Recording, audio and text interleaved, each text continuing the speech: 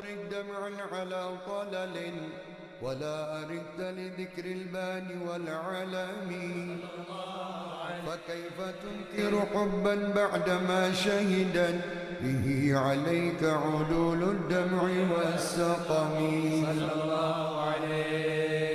وأثبت الوجد خطي عبرة وظلل مثل البهار على خديك والعنم. نعم سرى طيف من أهوى فأرقني والحب يعترض اللذات بالألم. يا لائمي في الهوى العذري معذرة مني إليك ولو أنصفت لم تلومي. عدتك حالي لا سري بمستتر عن الوشاة ولا داعي بمنحسم. محدني النصح لكن لست أسمعه إن المحب عن العذال في صممي. إني اتهمت نصيح الشيب في عدل والشيب أبعد في نصح عن التهم. مولاي صل وسلم دائما أبدا على حبيبك خير الخلق كلهم. اللهم صل وسلم وبارك عليه وعلى آله. مولاي صل وسلم دائما أبدا على حبيبك خير الخلق كلهم. فإن أماراتي بالسوء من تعظت من جهلها بنذير الشيب والهرم. ولا أعدت من الفعل الجميل كرام ضيف ألم براسي غير محتشم.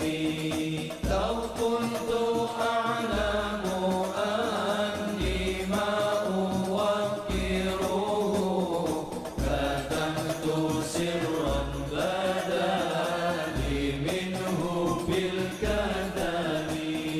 من لي برد جماح من غوايتها كما يرد جماح الخيل باللجوم. مولاي صل وسلم دائما أبدا على حبيبك خير الخلق كلهم. ولا دار بالمعاصي كسر شهوتها إن الطعام يضاوي شهوة النهيم. والنفس كالطفل إن تهمله شب على حب الرضاع وإن تفتمه ينفطم. واصرف هواها وعادر أن توليه إن الهوى ما غوى لا يسمي أو يسمي. بسم الله الرحمن الرحيم. السلام عليكم ورحمة الله تعالى وبركاته. الحمد لله رب العالمين، نحمده ونستعينه ونستهديه ونستغفره ونتوب إليه، ونعوذ بالله من شرور أنفسنا ومن سيئات أعمالنا. من يهده الله فلا مضل له ومن يضلل فلا هادي له.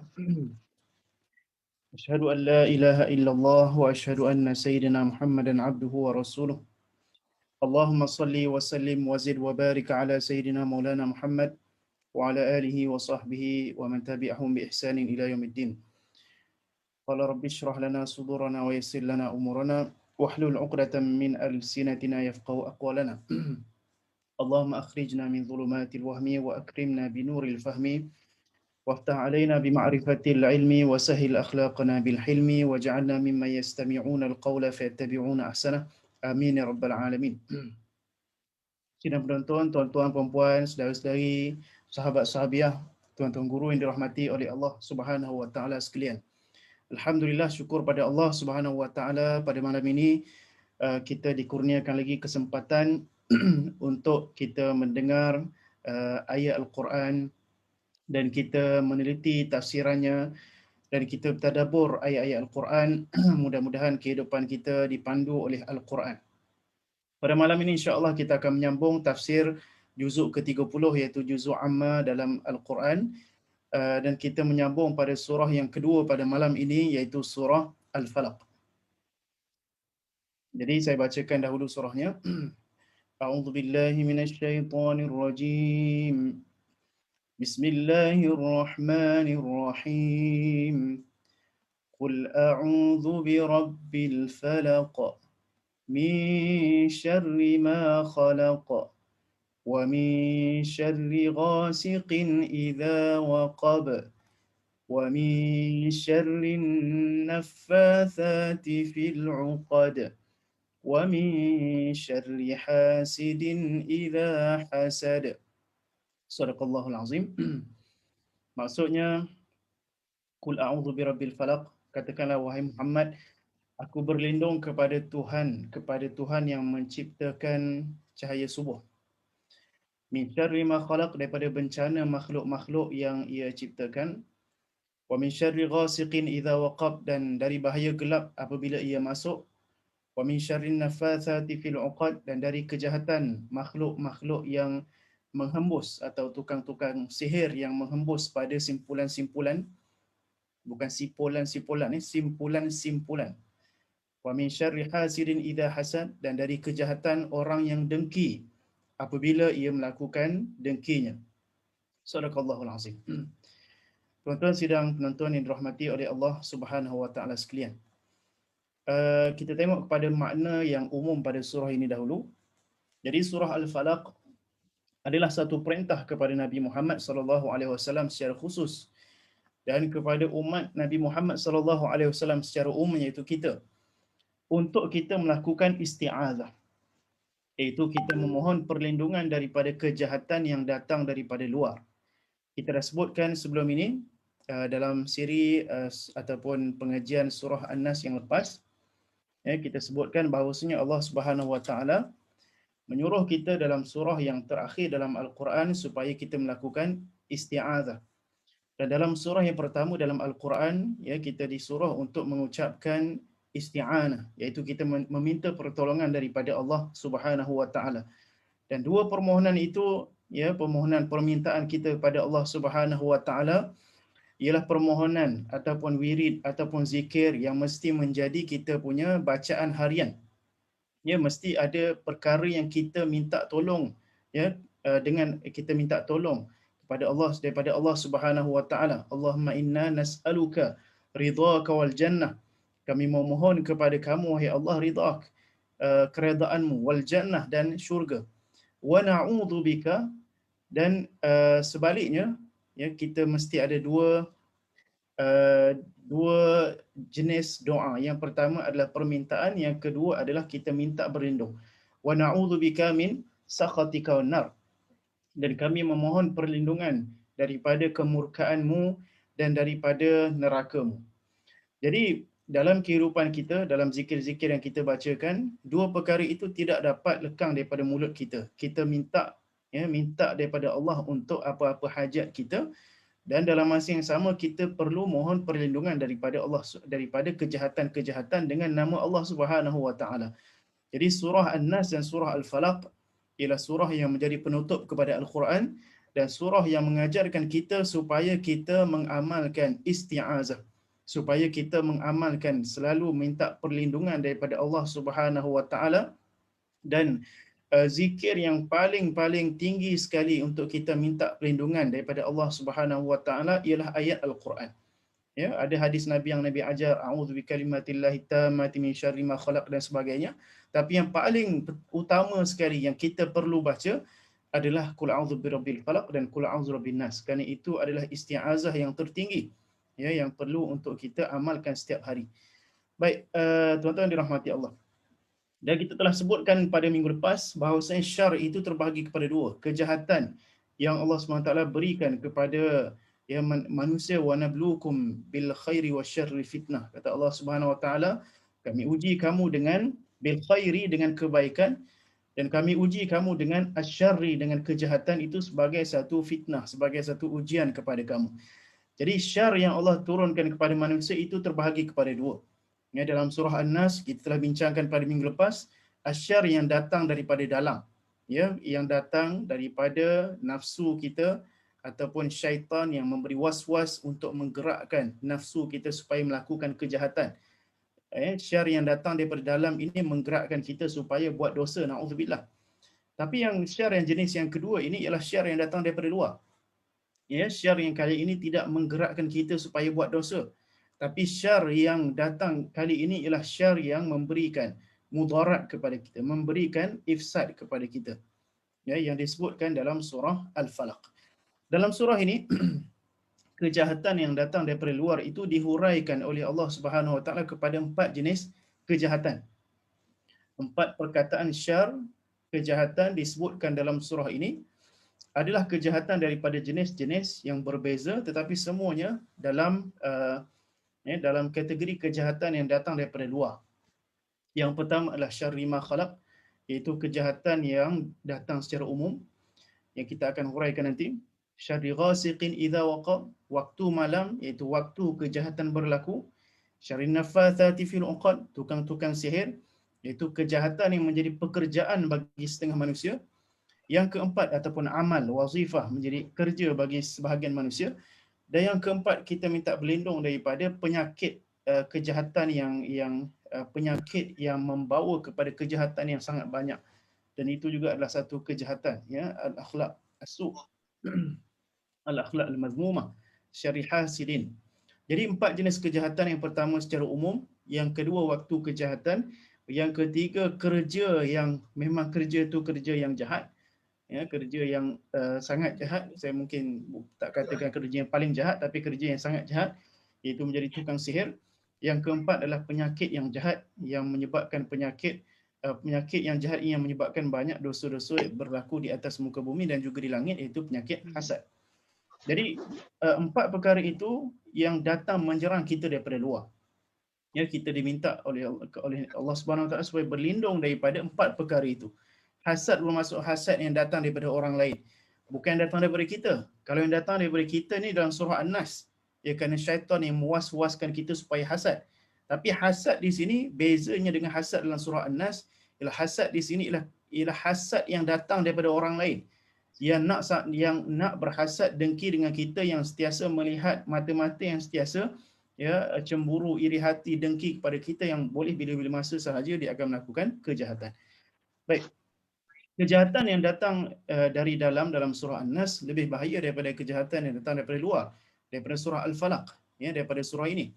Ya, kerana itu kita berlindung daripada kejahatan dalam surah An-Nas tu dengan 3 sifat Allah, Malikin Nas, Ilahin Nas, Qul a'udzu birabbin nas, Malikin Nas, Ilahin Nas. Kita berlindung dengan 3 nama Allah daripada satu syar, min syarril waswasil khannas. Dan manakala dalam surah Al-Falaq kita hanya berlindung dengan satu sifat Allah, iaitu Rabbil Falaq, satu saja sifat Allah, daripada 4 jenis kejahatan. Syarri ma khalaq, wa min syarri ghasiqin idza waqab, wa min syarri naffathati fil uqad, wa min syarri hasidin idza hasad. Sidang penonton dirahmati oleh Allah Subhanahu Wa Taala sekalian, muqaddimah surah. Jadi surah ini ialah surah sebelum itu munasabah surah ini dengan surah sebelumnya. Surah sebelumnya ialah surah Al-Ikhlas. Jadi apa kaitan surah Al-Ikhlas dengan surah Al-Falaq? Dan apa kaitan surah Al-Falaq juga dengan surah An-Nas? Jadi surah Al-Ikhlas kita diceritakan tentang sifat-sifat Allah. Qul huwallahu ahad, Allahus samad, lam yalid wa lam yulad wa lam yakul lahu kufuwan ahad. Itu adalah nama-nama Allah yang sangat besar, yang sangat agung. Qul huwallahu ahadun, nama Allah ahadun, Allahus samad, lam yalid wa lam yulad wa lam yakul lahu kufuwan ahad. Itu adalah sifat-sifat Allah Subhanahu Wa Taala yang sangat agung. Yang kaitannya dengan surah Al-Falaq ialah kita berlindung ya dengan nama-nama Allah dalam surah Al-Falaq, juga dengan nama-nama besar Allah Subhanahu Wa Taala dalam surah yang sebelumnya, iaitu surah Al-Ikhlas. Jadi itu sebabnya kita disuruh untuk membaca 3 kul sekaligus. Walaupun surah Al-Ikhlas bukanlah surah yang kita memohon perlindungan daripada Allah. Surah Al-Ikhlas ialah surah yang kita menyebut sifat-sifat Allah. Ya, surah Al-Ikhlas ialah surah yang kita menyebut sifat-sifat Allah. Allah, Qul huwallahu ahad, Allahus samad, lam yalid wa lam yulad wa lam yakul lahu kufuwan ahad. Kita akan terangkan pada minggu depan. Sifat-sifat Allah itulah ya yang kita ya minta berlindung dengan kekuasaan, dengan kehebatan sifat-sifat Allah ini, kita minta berlindung daripada kejahatan-kejahatan. Ya, seperti mana dalam surah Al-Falaq dan surah An-Nas juga ada nama-nama Allah, dikuatkan lagi dengan nama Allah dalam surah Al-Ikhlas. Jadi bila digabung 3 kul ni dia jadi kuat. Ya, kerana Al-Ikhlas adalah sifat-sifat Allah, yang mana kejahatan ni semua takut dengan sifat Allah ini, dikuatkan lagi dengan nama Allah atau sifat Allah dalam surah Al-Falaq, Rabbil Falaq, dan dikuatkan lagi dengan sifat Allah dalam surah An-Nas, Rabbin Nas, Malikin Nas, Ilahin Nas. Dengan semua sifat-sifat Allah ini, maka akan menjauhkan semua kejahatan-kejahatan yang cuba untuk mengganggu kita daripada pagi sehingga ke malam. Baik, kemudian itu munasabah. Kemudian surah ini ialah surah Makkiyah mengikut pendapat daripada Syekh At-Tahir Ibn Ashur dan ada pendapat ulama yang mengatakan surah ini surah Madaniyah. Ya, pendapat yang mengatakan surah ini surah Makkiyah bermaksud turun sebelum hijrah, mengatakan bahawa surah ini turun 2 kali. Ya, turun di Mekah sekali, dan sekali lagi diturun di Madinah ketika Nabi disihir. Baik, antara nama surah ini iaitu surah Al-Mu'awwidhatain, surah Al-Falaq di sini saya silap, surah Qul a'udzu birabbil falaq, Al-Mushaqqiqatain dan Al-Muqashqishatain. Baik, sebab nuzul ni kita akan ceritakan sebentar lagi. Kemudian fadilat ni mungkin tuan-tuan dan puan boleh cari sendiri. Saya tak salin dalam buku. Boleh cari dalam banyak ya fadilat surah Qul a'udzu birabbil falaq dan surah Qul a'udzu birabbin nas. Baik, kerana kita nak kejar masa, ada 10 minit lagi, kita masih belum masuk ayat. Baik, makna ayat. Setengah jam je. Qul itu adalah fi'il amar yang bermaksud Allah Subhanahu Wa Taala menyuruh kepada Nabi SAW secara khusus dan kepada kita sebagai umat Nabi Muhammad untuk katakanlah. A'udhu maksud al-taji'u, aku berlindung, birabbil falaq, berlindung dengan Tuhan al-falaq. Apa maksud al-falaq? Al-falaq ya, disebutkan oleh Al-Imam Ibn Ashur, At-Tahir Ibn Ashur, al-falaq iaitu as-subuh.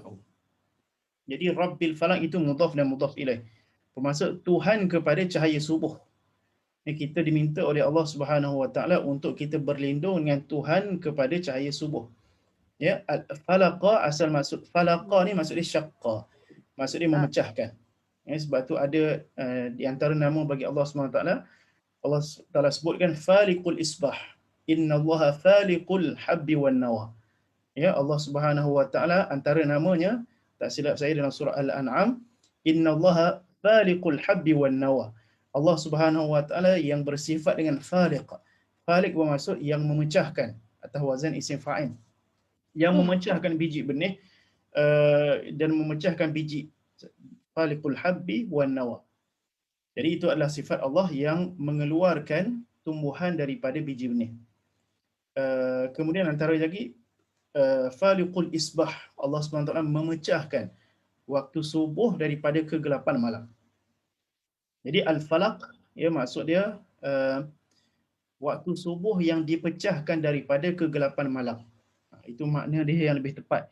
Kerana kalau kita kata subuh, kalau dalam setengah terjemahan Al-Quran disebut Tuhan kepada cahaya subuh. Ya, mungkin tak nampak maksud al-falaqah yang bermaksud memecahkan. Jadi maksud falaqah maksudnya Rabbil Falaq, bermaksud cahaya subuh yang kita kata ada fajar sadiq, ya, ada fajar kazib. Fajar sadiq tu kan dia keluar cahaya itu daripada kegelapan malam. Jadi al-falaq maksud cahaya subuh cahaya fajar yang keluar daripada kegelapan malam. Jadi kenapa cahaya ini sangat penting? Kenapa Allah SWT gunakan sifat dia dengan dia Tuhan kepada cahaya subuh? Boleh sahaja Allah Ta'ala nak kata Tuhan kepada syaitan, Tuhan kepada tukang sihir, lagi direct kepada kejahatan tu, atau Tuhan kepada orang yang berhasad. Tapi Allah Ta'ala gunakan Tuhan kepada cahaya subuh. Mengapa Allah Subhanahu Wa Ta'ala di sini menggunakan memberikan kita satu perkara yang kita perlu untuk fikirkan. Allah Ta'ala kata Allah ni Tuhan kepada cahaya subuh. Dalam banyak surah dalam Al-Quran, Allah Subhanahu Wa Ta'ala menggunakan alam ini untuk kita berfikir. Wasyamsi wadduhaha wadduha wal-laili idza saja. Kemudian wattini waz-zaitun wa turi sinin. Kemudian Allah SWT bawa hakikat-hakikat. Sebelum itu adanya sumpahan Allah terhadap benda-benda ataupun sesuatu daripada alam ini. Ada gangguan suara daripada mic. Okey, saya mute yang lain. Jadi Allah SWT suruh kita merenung alam ini. Jadi apa pentingnya cahaya subuh itu kepada umat manusia? Baik. Cahaya subuh ni menghilangkan kesunyian. Kalau orang tu malam-malam dia tak boleh tidur, orang ada penyakit insomnia ke apa, jadi waktu malam dia akan rasa sunyi. Okey. Sunyi kerana tak ada orang nak teman dia, semua tidur, dia seorang je yang sedar. Jadi cahaya subuh tu ialah cahaya yang menyebabkan dia daripada kesunyian. Oh, dia rasa dah ada orang keluar pergi sembahyang subuh, ada orang dah start bangun, ayam pun dah berkokok, dia rasa meriah balik. Jadi menghilangkan kesunyian. Jadi cahaya subuh itu menyebabkan seorang yang sunyi jadi tenang. Kemudian cahaya subuh juga menghilangkan ketakutan. Ini disebutkan oleh Syekh Muhammad Said Tantawi dalam tafsirnya. Kan ini saya diberikan modul ini adalah berpandukan daripada tafsir Al-Wasit Syekh Muhammad Said Tantawi, Syekhul Azhar, dan juga tafsir At-Tahrir wa Tanwir. Baik, cahaya subuh boleh menghilangkan ketakutan. Orang yang kalau waktu malam dia ni jenis takut, kalau tidur tak tidur, ni malam-malam dengar macam-macam. Kalau selagi ada waktu malam tu, selagi itulah dia takut. Kemudian apabila dah cerah, hari dah cerah, dia tak boleh tidur malam macam biasa, dia tak boleh tidur malam, ataupun dia jenis kelawar, jenis main game ke apa malam-malam. Jadi selagi mana waktu malam dia nak hilangkan ketakutan. Dia buat apa, ikutlah, dia main game ke, dia membeli kat Shopee ke, Shopee ada buat sale kan. Kalau dia tak buat benda tu, dia akan takut. Jadi cahaya subuh itulah yang menghilangkan ketakutan. Jadi dengan asbab cahaya subuh itu hilang ketakutan pada kita. Dengan asbab cahaya subuh itu akan menelan kegelapan malam. Asalnya malam itu gelap, tapi gelap itu ditutup dengan cahaya subuh. Baik, ini satu analogi kepada Allah Subhanahu Wa Taala, kuasa Allah boleh menghapuskan semua kejahatan itu dengan kuasa Allah. Daripada cahaya yang boleh cahaya bila dia terpancar, maka hilanglah segala kegelapan. Contoh kita buka lampu dalam bilik. Dalam bilik kita takut tidur seorang-seorang. Takut apa? Takut ada benda tidur tepi kita ke, benda tidur bawah kaki ke. Saya pun seorang juga ni. Jadi kalau kita buka lampu, terus hilang rasa takut. Jadi cahaya ni satu peranan yang sangat penting dalam psikologi manusia, dan cahaya juga ditakuti oleh kejahatan-kejahatan yang kita akan sebutkan nanti. Cahaya ni adalah benda yang ditakuti oleh kejahatan-kejahatan yang kita akan sebutkan sebentar. Jadi itu antara signifikannya, itu antara sebabnya Allah Ta'ala kata Rabbil Falaq, Tuhan kepada cahaya. Baik. Kemudian kita berlindung dalam surah ini daripada beberapa jenis kejahatan. Kita dah sebutkan tadi 4 jenis kejahatan.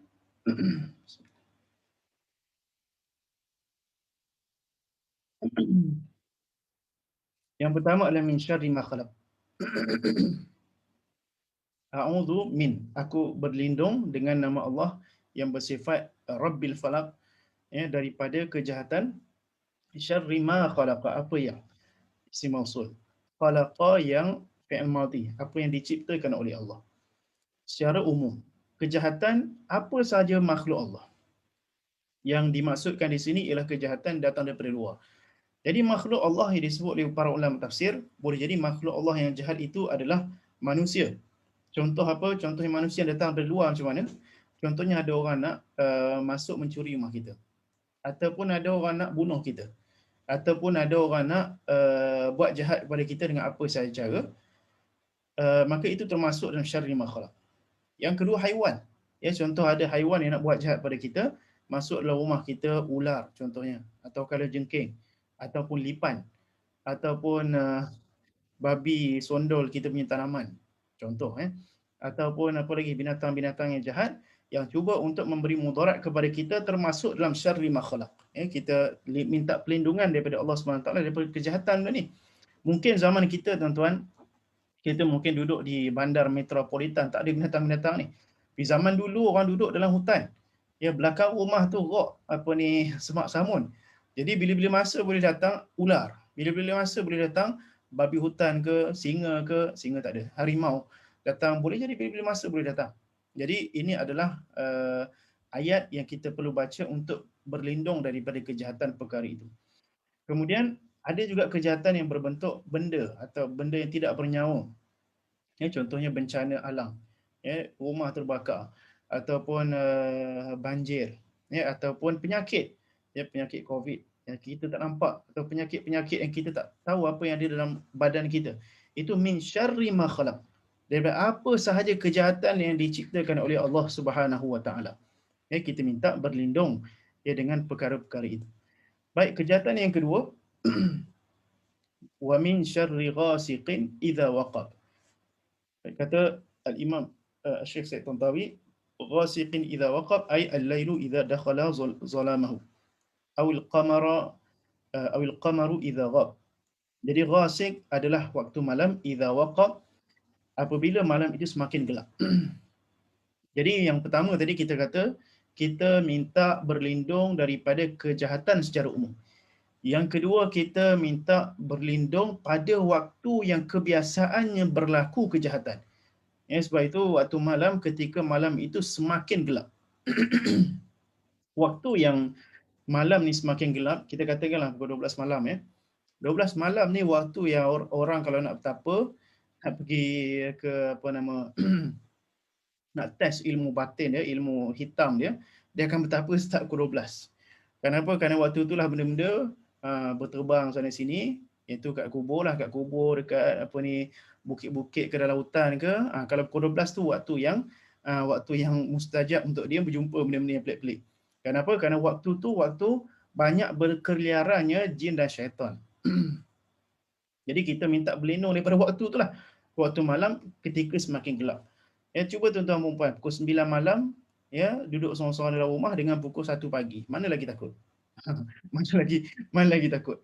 Ya, jadi waktu malam idza waqab, itu maksud ayat ni, waktu malam ketika malam itu semakin gelap.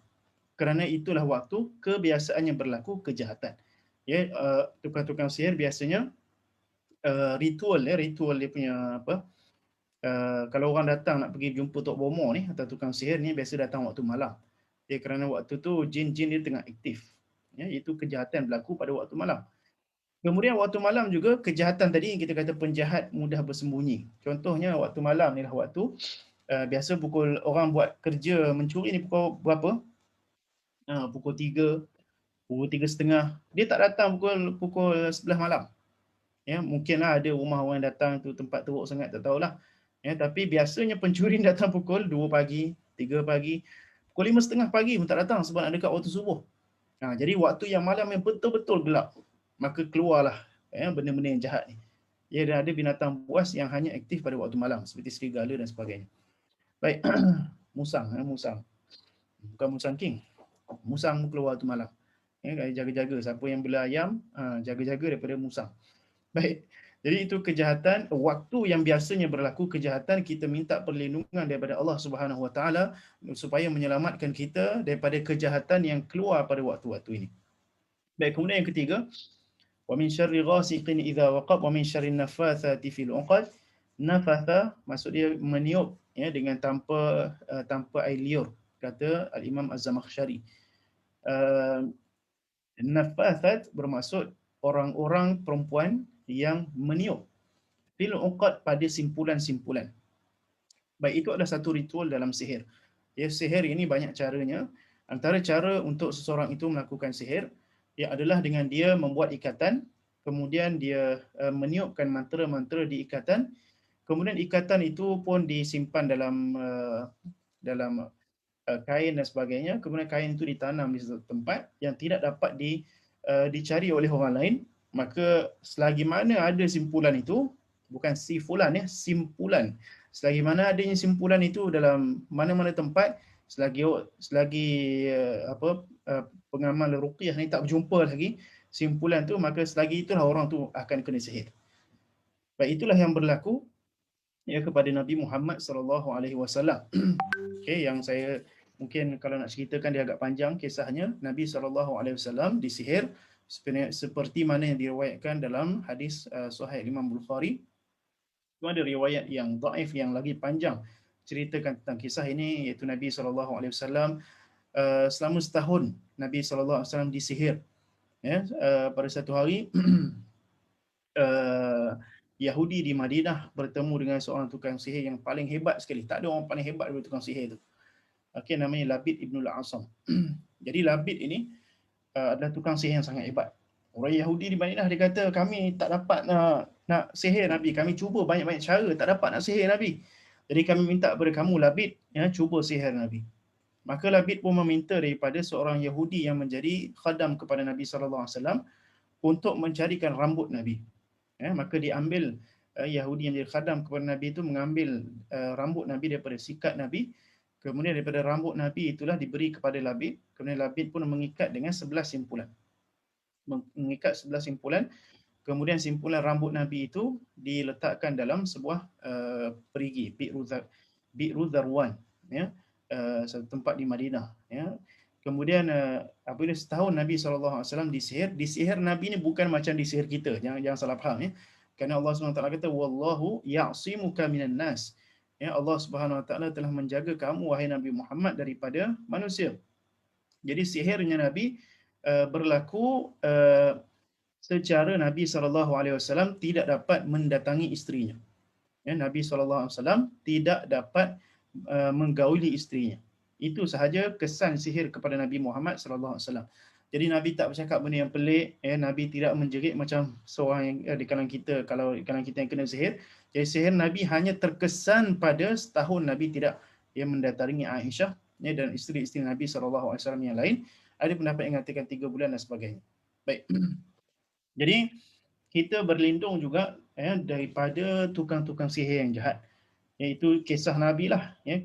Kita dalam kehidupan kita seharian kita mungkin akan terkena sihir. Banyak jenis sihir. Tuan-tuan pun mungkin lebih tahu daripada saya. Sakanya dengan macam-macam lah jenis sihir. Jadi kita minta berlindung daripada sihir yang orang hantar kepada kita ataupun yang kita terpijak di mana-mana. Jadi kita minta berlindung. Sebab tu surah 3 Qul ni kena baca sentiasa. Kerana sihir ni benda yang real. Orang kata COVID is real. Sihir pun is real. Sihir ni orang putih kata black magic. Black magic sama dah tu, sihir dah tu. Jadi sihir ini satu benda yang hakikat. Ada setengah di kalangan para ulama yang mengatakan sihir ni sebenarnya bukan, tak ada sebenarnya sihir. Ada pendapat ulama yang kata tak ada sihir. Tapi pendapat jumhur para ulama, sihir itu ada dan berlaku. Sihir ini adalah salah satu daripada sebab adi. Dia kalau kita, contohlah kita bakar kertas, maka terbakarlah kertas. Samalah seperti sihir. Kalau seorang tukang sihir itu melakukan mentera-mentera dia, maka perkara itu akan berlaku. Tapi Allah SWT kata, وَمَا هُمْ بِضَارِّينَ مِنْ أَحَدٍ إِلَّا بِإِذْنِ اللَّهِ. Mereka tidak dapat memberi mudarat melainkan dengan izin Allah. Jadi kita minta berlindung daripada sihir-sihir yang sangat banyak. Walaupun kita di zaman kita dah serba canggih, tapi perkara ini masih ada. Baik, kemudian yang keempat, kejahatan yang keempat adalah kejahatan penyakit hasad pada diri manusia. Wa min syarri hasidin idza hasad. Kita minta berlindung, bukan kita berlindung daripada hasad, bukan min syarril hasad. Kita minta daripada Allah Subhanahu Wa Taala supaya berlindung daripada hasid. Bermaksud orang yang hasad dengki dengan kita. Dalam dunia ni tuan-tuan, kita tak dapat mengelakkan diri daripada hasad dengki. Siapa saja orang di kalangan kita yang tak ada orang dengki dia. Ya, biasa yang kebiasaan mesti ada orang dengki. Ya, orang tu baik ke, orang tu hebat ke, orang tu jahat ke, mesti ada orang dengki. Ya, kerana kejahatan yang pertama berlaku di langit adalah hasad dengki. Kenapa? Kerana iblis dengki dengan iblis dengki dengan Nabi Adam alaihissalam. Maka terjadilah perbuatan iblis ingkar untuk sujud kepada Nabi Adam. Kenapa? Kerana hasad. Kemudian dia takabur. Dan kejahatan yang pertama yang berlaku di bumi tadi, kejahatan pertama yang berlaku di langit adalah hasad dengki iblis kepada Nabi Adam alaihissalam. Kemudian di muka bumi juga kejahatan yang pertama berlaku di muka bumi adalah hasad daripada Qabil kepada Habil. Didengki kerana ayah dia kahwinkan bukan dengan pasangan dia. Nabi Adam alaihissalam ingin mengahwinkan anak dia secara silang. Dan juga korban yang diberikan oleh Habil diterima tapi dia tidak diterima. Jadi ada perasaan hasad. Apa maksud hasad? Hasad maksud tamani zawali ni'mati anil ghair. Seseorang tu iri hati dengki nak supaya kelebihan yang diberikan kepada orang tu, kelebihan tu binasa. Dengan apa cara sekalipun aku tak nak dia berjaya. Dengan apa cara sekalipun aku nak dia accident. Dengan apa cara sekalipun aku nak dia kena buang kerja. Itu hasad yang paling tinggi lah. Jadi kita minta berlindung daripada orang yang hasid idza hasad. Zaraf. Apabila dia melakukan hasad dengan cara dia, apa-apa sahaja cara boleh melakukan hasad. Antara cara yang paling mudah berlaku hasad ialah ainul hasid, pandangan orang yang hasad. Ada setengah orang kadang-kadang yang mungkin di tempat kita ni tidak masyhur, iaitu orang yang dengki. Orang yang dengki ni apabila dia memandang kepada seseorang, boleh jadi pandangan dia memberi kesan. Itu yang disebut penyakit ain. Kita kena ain. Contoh, saya pernah sekali mengajar di sebuah masjid.